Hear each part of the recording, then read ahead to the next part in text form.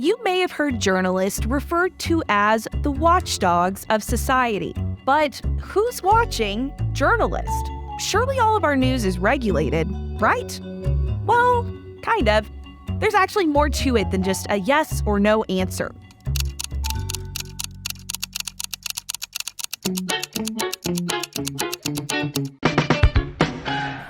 Let's learn about 3 terms before we dive any deeper: defamation, libel, and slander.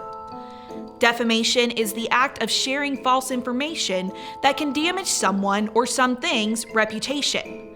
There are 2 types of defamation: libel and slander. Libel is basically untrue written information. For example, if a magazine was to falsely publish that a celebrity did something illegal when they hadn't, that celebrity could file a libel lawsuit. Slander is when information that is damaging to someone's reputation is spoken. An example of slander would be if someone was spreading a rumor that they found a finger in their chili at a local restaurant last week when they didn't. That false information would tarnish the reputation of the business, making it slander. Now that we know about some of the legal terms that go along with media regulation, let's think about how these would work in real life.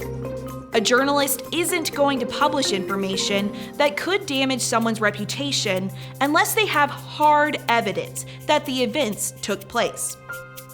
Defamation lawsuits are a real thing. So when you read something from a credible organization that could be negative toward a person or a business, look for the evidence that's provided. You may be thinking, hey, what about that whole freedom of speech thing? Well, the First Amendment does apply here, but there's also the Federal Communications Commission, or the FCC. They regulate radio and TV broadcast.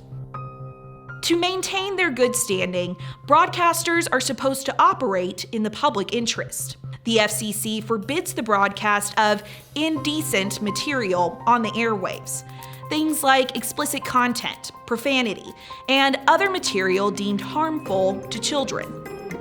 On cable news providers such as CNN, MSNBC, and Fox, and subscription networks like HBO, there are much looser restrictions. They can get away with more opinion, speculation, and outright entertainment passing as news. The same goes for online sites that call themselves news.